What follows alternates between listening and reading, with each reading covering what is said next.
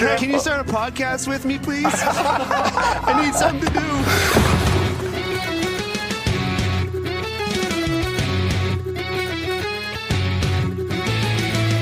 Pastrnak sent it out in front of Malkin to save. They score! Elias Lindholm looks to the heavens. Here's a chance. Patra right in, and goalie scores. Oh my! What a move by the rookie. 2-on-1. Pastrnak moving in with Marchand. Get into it. Score! The zone. Coyle dances in. Backhand score! Lindholm right wing corner. Pastrnak is there. He scores! David Pastrnak wins it for Boston.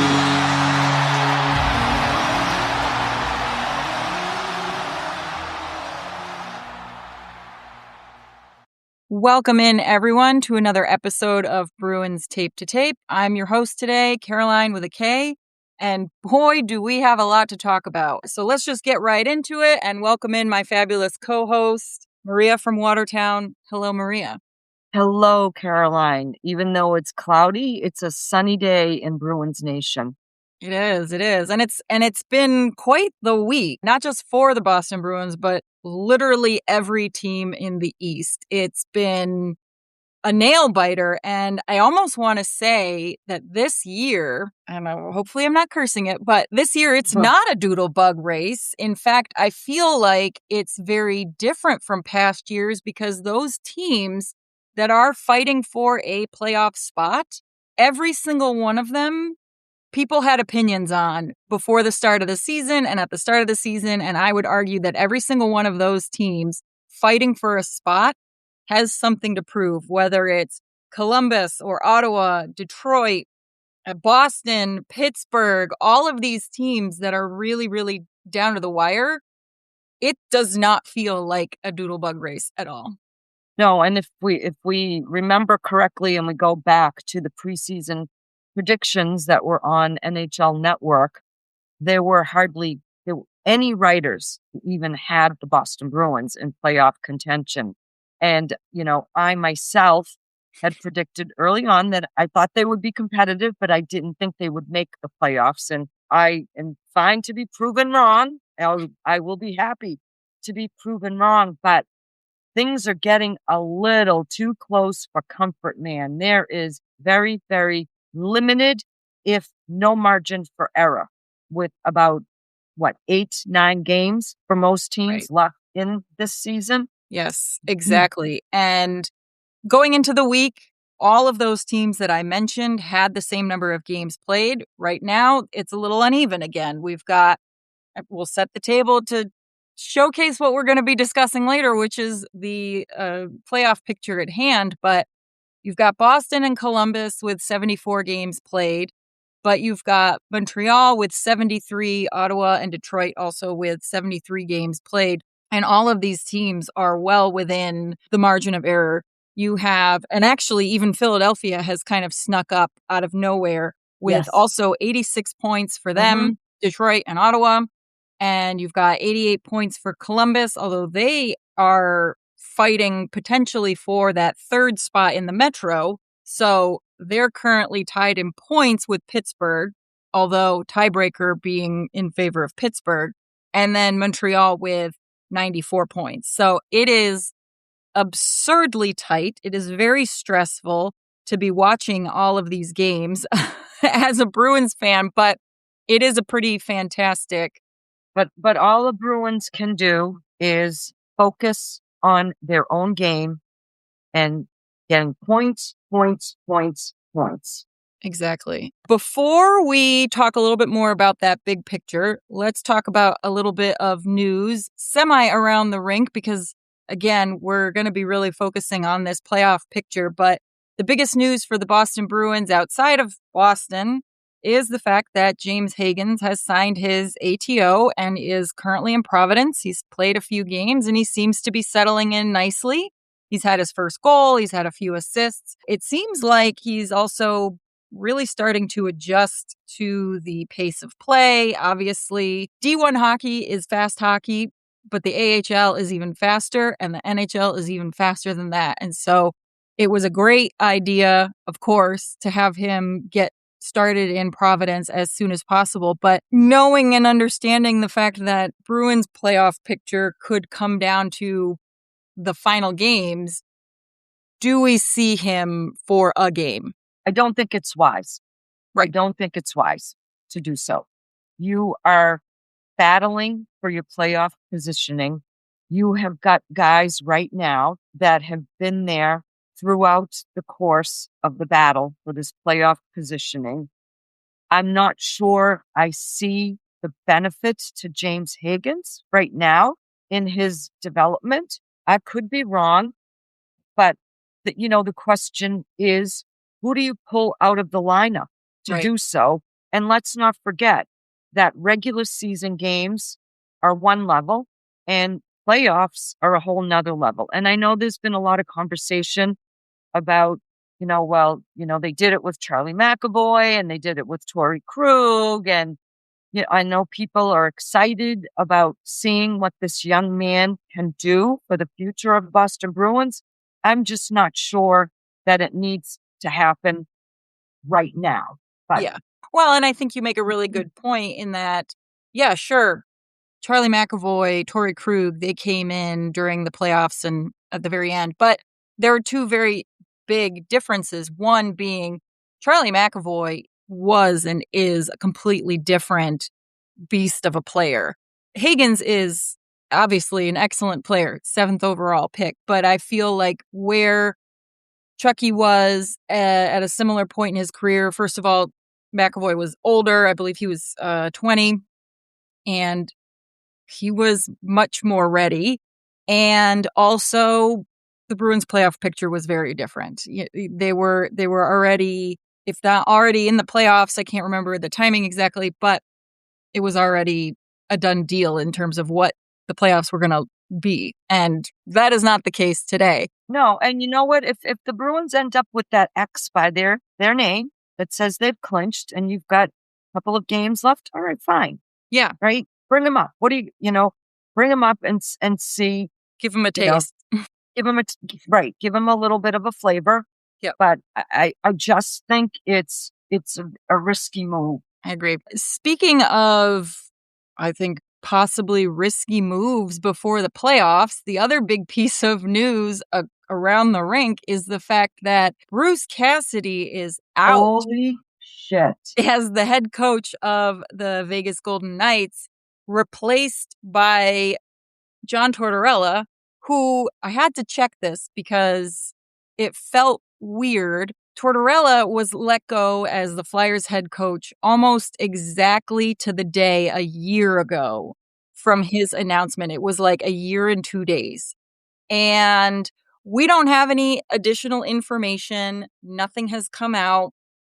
However, this is weird. This is kind of suspicious because it's a time of year that you really don't make a ton of changes.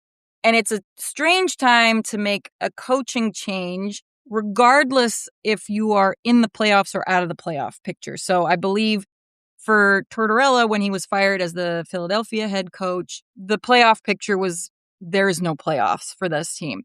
And so typically you just let them finish it out and then you part ways when the season is over.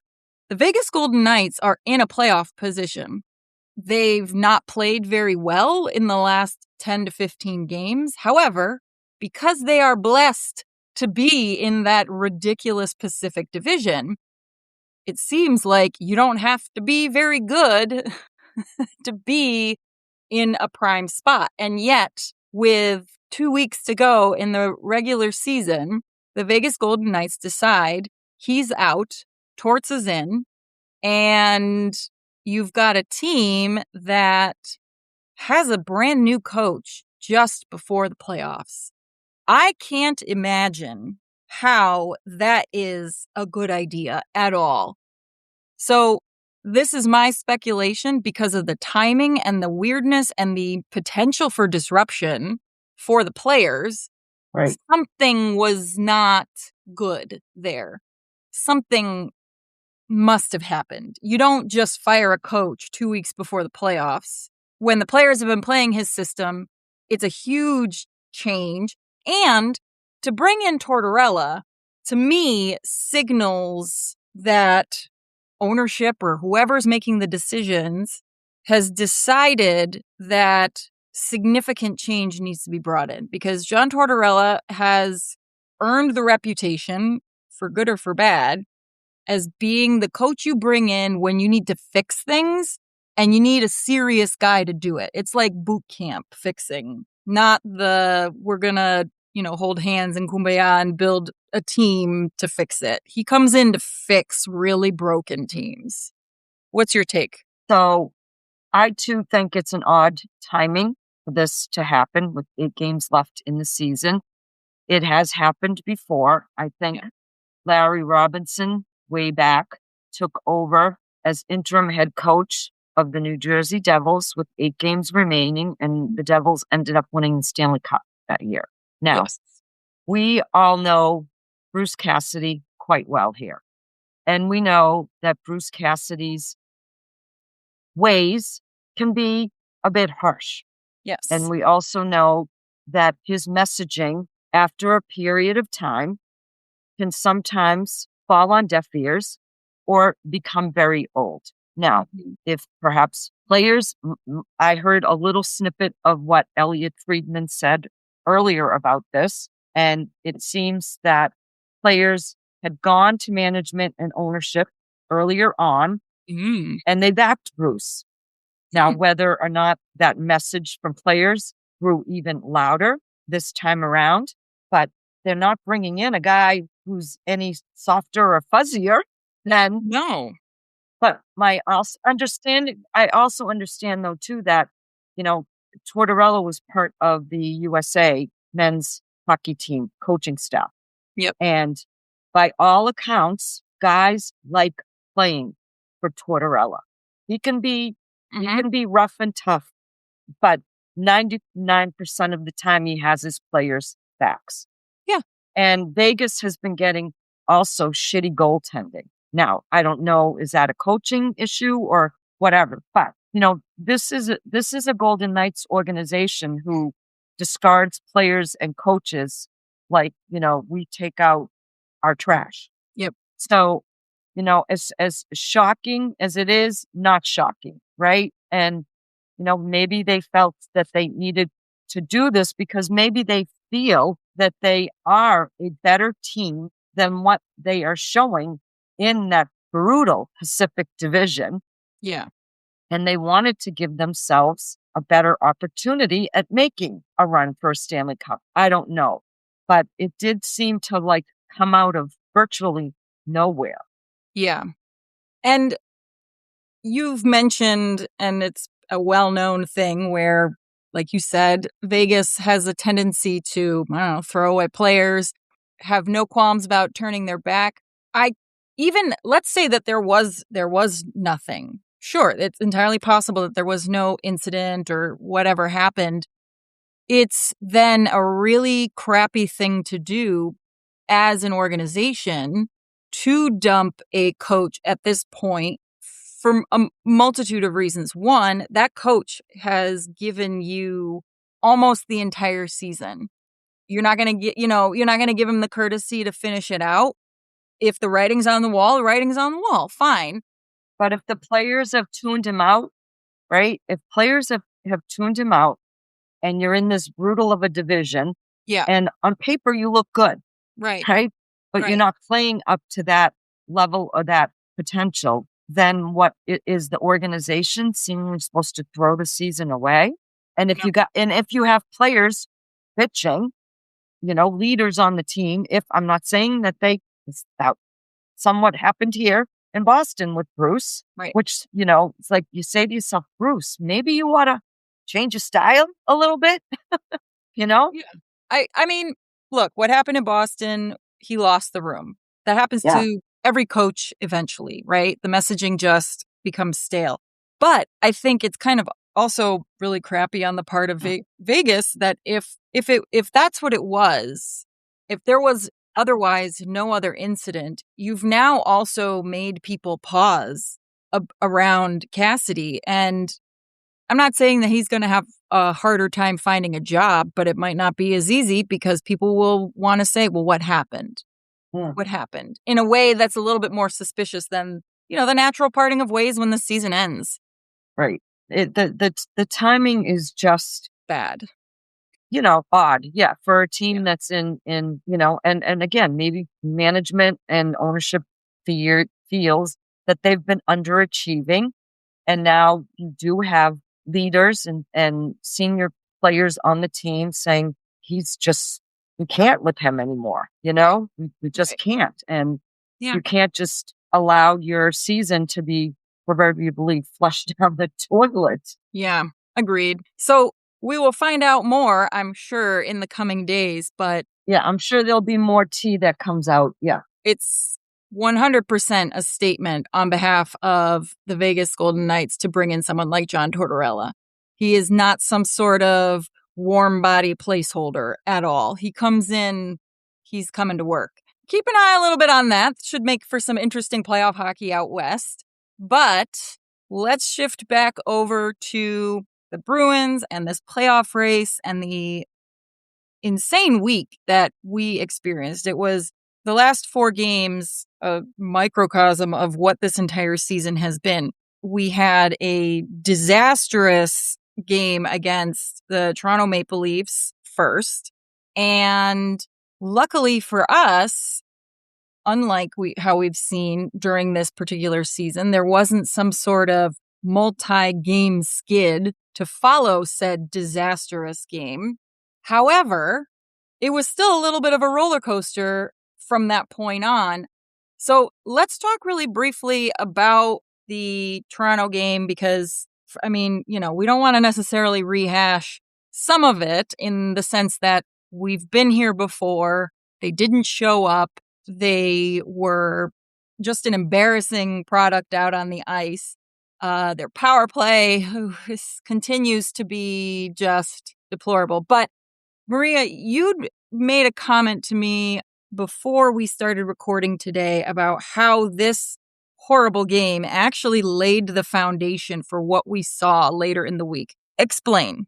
So when you play in the manner in which you play against the Toronto Maple Leafs, where you're just bad in every phase of the game, absolutely bad. And, let's start with the surprising choice of goaltenders for this game, where, Jeremy Swayman started this game.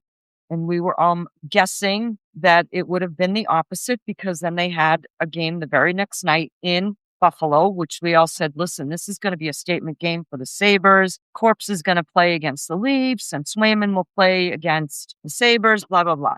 But the manner in which the Bruins played that game, to me, made it seem almost as if 2 things. They were either looking ahead to the Sabres game and or to some degree disrespecting their opponent on Tuesday night against the Leafs. Both very fair. Both very fair, I think. I think so. And plausible to some degree. But then players are calling themselves out. And their coach, who I think they obviously clearly respect. Yes. Clearly listen to, clearly want to play for, calls them all out and basically says, everybody was bad tonight except for Jeremy Swayman. And he was absolutely right to do that. Now, that could have gone, again, I hate to compare and contrast, but if this was last season, that would have been a sliding down the hill so fast that you wouldn't be able to stop it. If it were December, that's exactly what would have happened, or even a little bit in January. We're not that far removed. No, we're not that far removed. To me, that's to see the way that they bounced back in the game against Buffalo spoke volumes about the focus and the understanding of what needs to be done to get yourselves into the playoffs. Yes.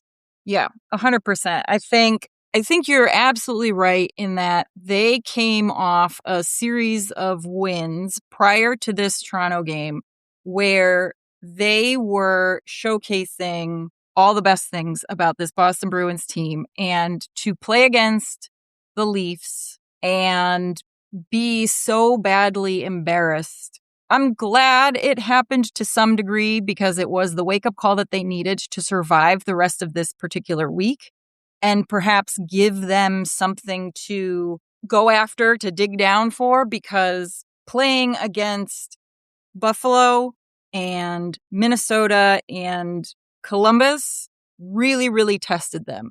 This team, unlike last year, has an identity. Unfortunately, it means they have to grind it out. That is their identity. No, that is their identity. And they do display resiliency. Yes. And more often than not, display a no quit demeanor. Yes. However, the concern that I have with that is they don't make anything easy. Nothing is easy. Nothing is effortless. Everything requires every ounce of what you have in the tank. And they do make things, they're the creators of their own wounds. Oh, yes. For example, the Columbus game just on Sunday in the first period, they were awful. The only player who was ready to play the first period of that hockey game against the Blue Jackets was Jeremy Swayman. Yeah. 2 turnovers in the first period directly led to 2 goals for the Columbus Blue Jackets. Yes. While I love to see that resilience and especially just the grind it out, not giving it up, not giving up, how sustainable is that truly? It is exhausting as a fan. I can't even imagine how it is as a player. You know, we've seen other games. You and I, we watch other games on TV and whatnot, and there are other teams out there that are just completely effortless, that they are these machines, right? Think Colorado. And you've got the Boston Bruins coming into Buffalo or Columbus. And both of those teams, while Buffalo is fairly comfortable in their position in terms of the playoffs, both teams, I believe, had played. Did they play? They also played the night before and had recently, I believe, come off of losses. So Boston is coming in and they are playing against teams that are also hungry for wins. Yes, Buffalo, like I said, Buffalo is in a much better position than Boston, but I feel like they still have what I would call a good chip on their shoulder. Like, we've got a lot to prove, right? We're not going to slide back into how things are. Like, what you see is for real. And so, you know, they're going in with the right kind of attitude, saying that's a win we have to get. Columbus, they're fighting for a spot. Now, granted, they are much closer to a third place spot in their division than Boston is. Right. But they'd come off of a couple of losses. And not to skip too far ahead about Columbus, but that one was kind of going into that game. That was a 100% must-win game. Not just because of how much closer, of course, we're getting to the end of the season, but the fact that we got to play them again. We have one more game against them, and we're potentially looking at a wild card spot, fighting for it with them. I didn't know until yesterday that the Columbus Blue Jackets have the third best goal differential in the first period with a +21. But they also have one of the worst in the third period. I know. Well, but still, the other two teams being Colorado and Carolina. And sure enough, we saw exactly why. However, part of that was, of course, because the Boston Bruins did not show up on time to this game. And they were exceptionally lucky that they were able to get those lost minutes back. Now, the game against Buffalo also started behind. We're able to force it into a pretty quick overtime. Do you see a difference in those two games, in that game, the Buffalo game versus the Columbus game? Well, the difference is the Bruins have a tendency this season to sometimes let the other team dictate the style of play. Okay. You know at this point of the season how you need to play, how the coaching staff has coached you to play, and it's hard.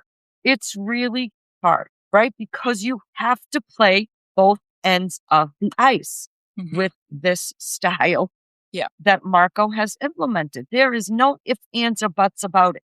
You have to friggin' play both ends of the ice. And if you're not willing to do that, it's going to be a long 60 minutes.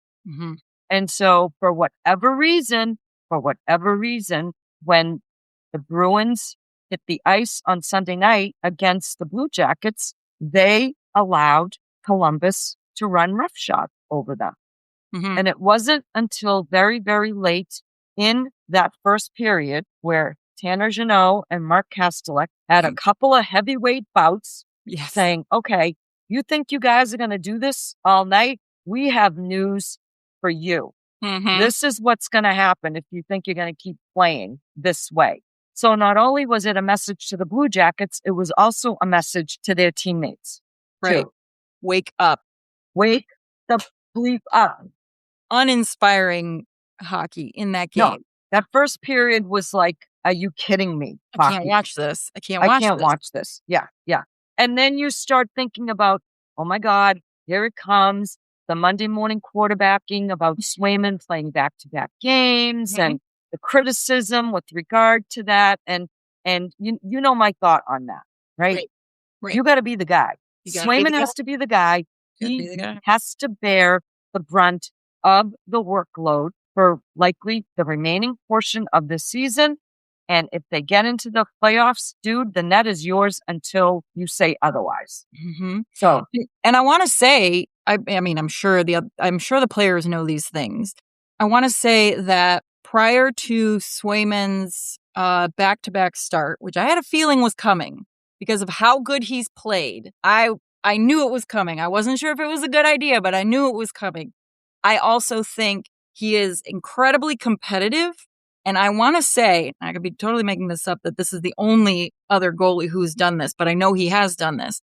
I believe I heard that there's only one other goaltender who has played in back-to-back games this season in this way, and it was Sorokin. And he's nobody goaltender either. So I wouldn't be surprised if there is also a motivation for Jeremy Swayman to be not just the guy in Boston, but to be a legitimate guy across the league. I think there's still plenty of people who don't know who he is or he has said it himself. He has said it himself that he wanted to be the guy. Now you're putting your money where your mouth is. And I know people are saying, I've seen it on my social media feed.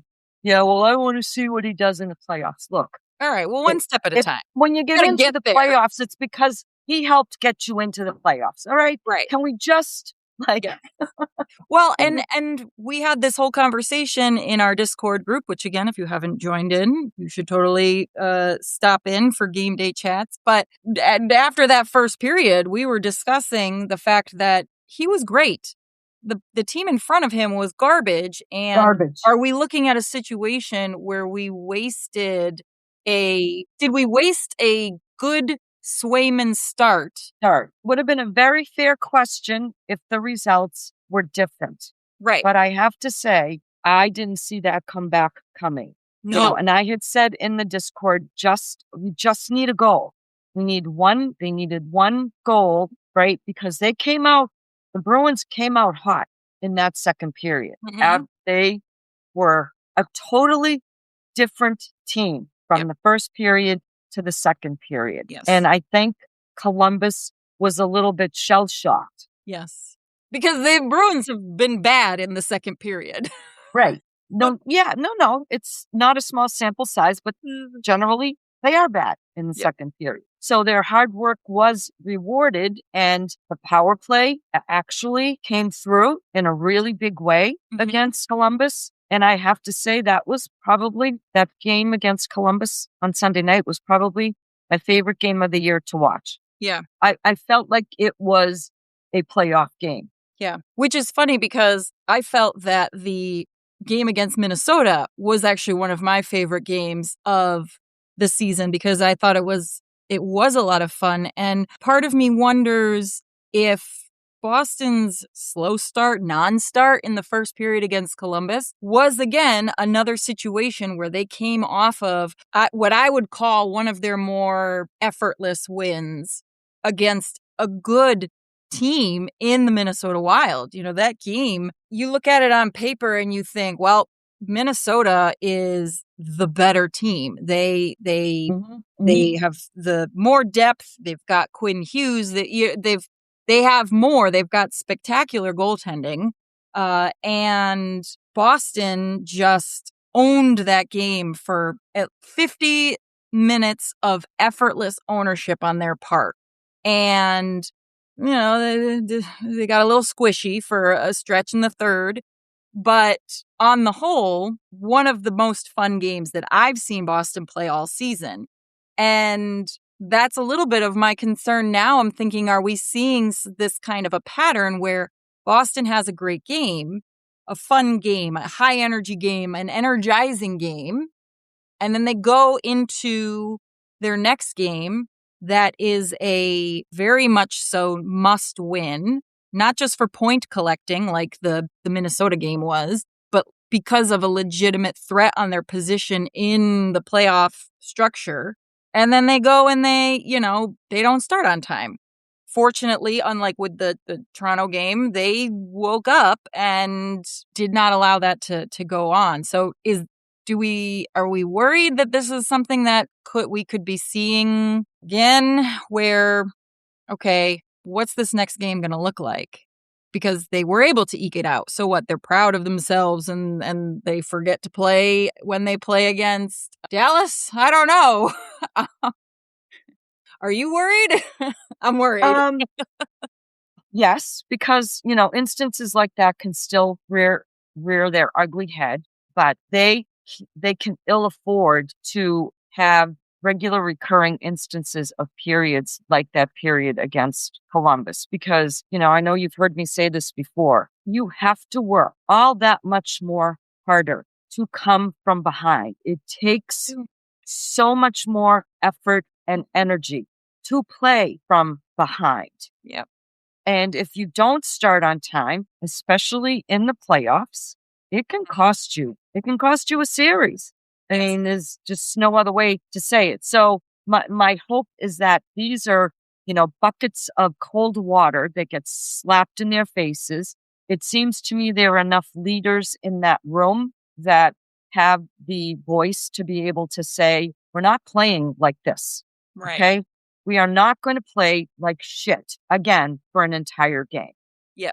Okay. So that makes me feel a little bit more confident about the resolve of this group of Bruins players. Well, let me hear your thoughts on your favorite, least favorite player, because I feel like you went through all the emotions yesterday. Hampus Lindholm. Huh. He is driving me bonkers this season. Yeah. Like, I don't understand. We see snippets of good play, and then I see snippets of, did you really just turn the puck over like that? Did you really just get another stick infraction? And so I don't know if he's in his own head at this point, but he certainly hasn't been the same consistent player since he came back from his injury. So I again, now, I'd rather see him on power play unit number 2 than Mason Lohrei. Thank you very much. Yes. But I also said in our Discord, I don't understand what the aversion is to giving Nikita Zadorov a shot on that second power play unit. The guy can skate. He's strong on the puck. Very.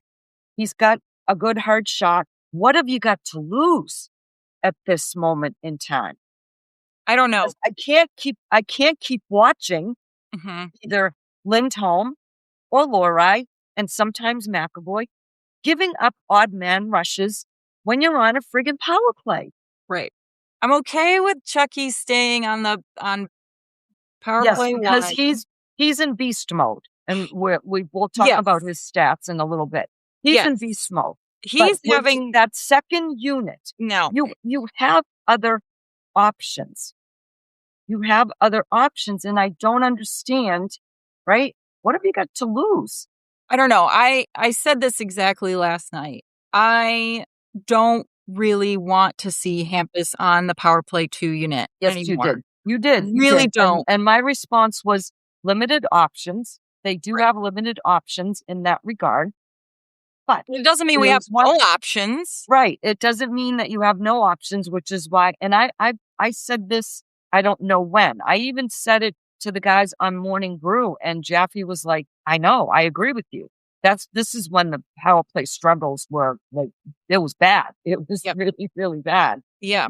And I know they don't have a lot of practice time because of the schedule that they've been having. Maybe that's part of the concern that, they don't have time to work someone else in. These are guys that have already been worked in to that second power play unit. But my biggest issue with Hampus Lindholm quarterbacking the power play unit has been he's been very weak on the puck lately. And he's not carrying the puck in like he used to. No, something is awry because he is a very fluid skater. Yeah. Very fluid skater. Yeah. And he's got decent hands. Yes. But he's not doing that since he came back from his injury. Yeah. He can't seem to he can't seem to get it in deep. His passes are being intercepted. He's making bad decisions about where to send that puck, and those get intercepted. And you see these shorthanded chances by the other team. I would be curious just to see Zadorov because of how strong he is on the puck. But besides that, I mean, it seems like everybody else is humming along, and even Hampus got better. He had some key, very important moments during that particular game. Right. And he's been on my nerves because of the number of stick infractions. We've been kind of, tongue-in-cheeking about it, but it's been frustrating to watch, which is why I wonder if there is, again, something else. Is he in his own head? And also, whatever injury he had, is it lingering or has it had an impact on his skating? Because he doesn't seem to be skating as fluidly into, the opposing end of the ice as he had been in his previous season with the Bruins. Yeah, exactly. So let's talk about then your stick taps, because we have the same votes this week. We had a week of Pavel Zacha multi-goal games. We had Jeremy Swayman playing about as good as we have ever seen him play. And we had a head coach who not only was calling players out, right, but we've got a coach who was actually showing emotion on the bench. So walk me through your stick taps and what stood out for you for these folks. So let me just give you some numbers for my stick taps. Yes. In the month of March, Bruins have played 15 games. Pavel Zacha has 13 goals and 8 assists for 21 points.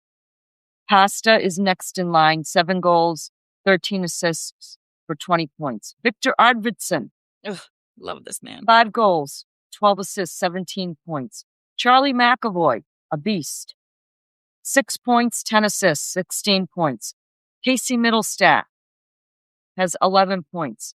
Even Elias Lindholm is working his way back up there again, right?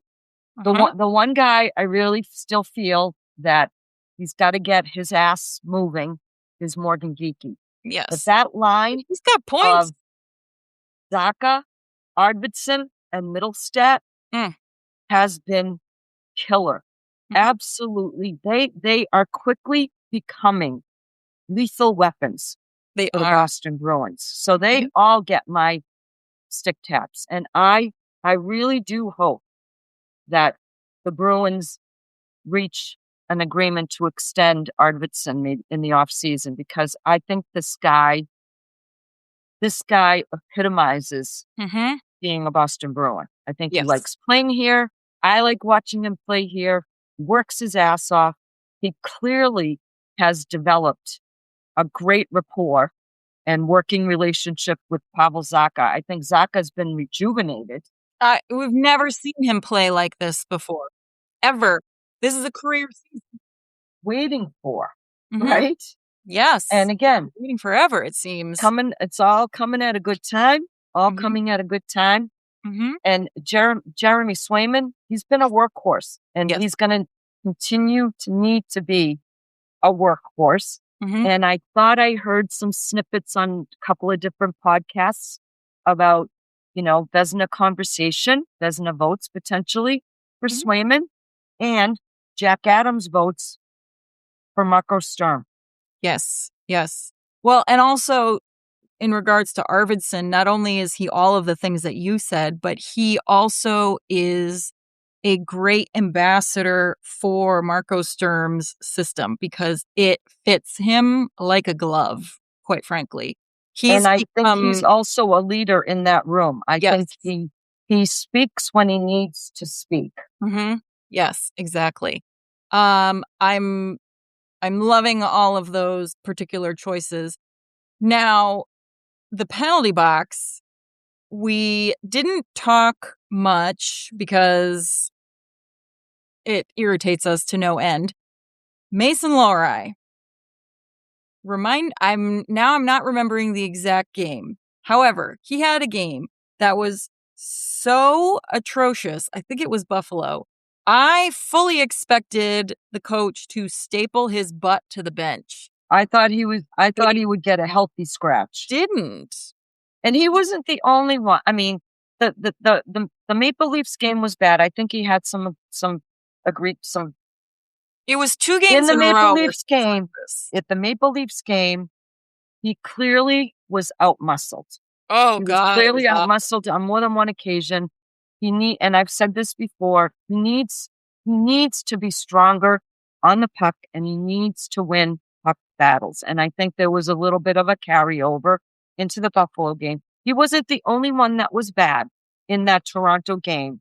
No. But unfortunately, he stood out to me, maybe because I watch him with a little bit more harsher eye than anyone else. Well, and his decision-making, his defensive decision-making was not great. We heard in both broadcasts comments about how he has improved his defensive game because that was a massive, massive issue in the start of the year. And he's been fine since he's been demoted down to the third pairing. And so it was kind of funny that in those 2 broadcasts, it was discussed how much he's gotten better. And then he had 2 of the worst games that he's had in quite a long time. And I was honestly shocked that he wasn't benched. And he actually was a scratch on Sunday against Columbus. However, it was not a healthy scratch. He's suffering from some kind of minor upper body, to which I asked, well, is it boneheaditis? Because he certainly was being like that. But whatever his issue is considered minor enough that he's not expected to be out. But I will give a stick tap to Yoki Haru, who came in, because he's been one who's been a healthy scratch quite a bit. And he stepped in, he stepped up, he had a solid game. It was as if he hadn't missed a beat. And so I was very pleased to see whatever happens, should the Bruins make the playoffs, that they've got some depth in their defense that anyone can come back in and pick up where the other left off. But Mason Lohrei, it's been a minute since he's been in the penalty box for us, but boy, did he earn it. And again, he's not the only one, but at this point, the critical point of the season, can't. And again, you can't have stuff like that. I mean, and this goes across the whole lineup because what I also have in my penalty box is the Bruins have been giving up way too many odd man rushes, especially on the power play. Like it's one thing if your power play, isn't operating to its fullest. It's a whole nother ball game when now you're giving up constant shorthanded opportunities like Right. that just simply cannot happen No. in today's NHL. You just can't let it happen. It's too fast. So that needs to be cleaned up. And I know they don't have a lot of time to practice and whatnot, but right. It seems to me that the Bruins do it with too much regularity. Yes. It's, again, this particular team, whether it's the team construction being that Jenga block where they've gotten a little bit more flexible in that, they've gotten a little bit more robust in the sense that if you're missing a piece, it's not going to totally collapse the team. But in a similar vein, if they don't keep their foot on the gas with whatever situation is at hand, they seem to not be able to keep up. Like there's no room for any kind of cruise control anywhere with this team. Right. But we have a couple of big games coming up this week. There are 8 remaining games. 5 of them are on the road, which does make me nervous. However, the Columbus game was the first time that Boston has been over 500 on the road since game number 1. Oh God. Well, all right. Well, we're trending upward. We're trending upward. Listen, they got to figure out if they're going to make a playoff run. They're going to be on the road. Figure out how to steal a game or 2 on the road They in the have playoff to. series. They just have to. Yeah. And who knows? The Buffalo game could very well be preview to the first round. That would be such a fun series, and that would most certainly go 6 or 7 games. 100%, because if I just briefly looking at the standings, and again, we're recording this on Monday the 30th. We've got Boston is in the first wild card spot, and Buffalo, well, we'll see. Buffalo is neck and neck with Tampa right now. Technically, based on the first tiebreaker, Tampa is in first place in the Atlantic. Buffalo Sabres and the Canadiens are in second and third, but who knows? That could change because Sabres. This is how tight the Atlantic is in the last 10 games. I just saw this post. Yep. Tampa. Yep. And we all play each other. There's a lot of Atlantic games happening in this Tampa's final 7-1-2. Yeah. Buffalo 6-2-2. Montreal 7-3-0. Boston 6-2-2. Ottawa 6-3-1. Yes. Like, this is tight, folks. Yes. Mm-hmm. Yeah. You've got, in terms of Atlantic Division games, you've got the Habs playing the Panthers and the Lightning. Boston is playing the Panthers and the Lightning. The Senators are playing the Panthers and the Lightning and the Sabres. So it's a very divisionally heavy end to the season. So strap in, everyone, because it's almost as if the NHL schedulers knew what they were doing. Not. I mean, it makes for exciting times, I guess. But we've got the Stars coming up. Obviously, every point matters. This is an opportunity to collect points because this is not only not a divisional game, it is not even a conference game. Still big points. The Stars have clinched, but there's no reason I would think that they would ever let off the gas. No, they can't, because that's the last thing you want to do heading into the playoffs. You want to be playing your best hockey heading into the playoffs, regardless of whether you have clinched a spot yet or not. So it's not going to be a cakewalk by any stretch of the imagination. No. So from there, Boston heads down to the state of Florida, where they're going to be playing the Panthers on Thursday and the Lightning on Saturday. And then immediately after that, they're going straight to Philadelphia and playing a game there. So again, 3 games that are pretty much must get a point. Let's just put it this way. Must get a point in at least 3 of those 4 games, in my opinion. Well, overall, the Bruins had a great week. They played 4 games and came away with 6 points. So Absolutely. that's a good week's work. So We're happy. they just need to keep that mojo moving forward. 100%. So thanks again, everyone. Make sure you like and subscribe for more content, and be sure to leave a rating and review to help other Bruins fans find us. You can support the podcast by joining our Patreon or following us on our socials at Tape2Tape.mk and on Substack at Tape2Tape.mk.substack.com. And as always, go Bees! Go Bees!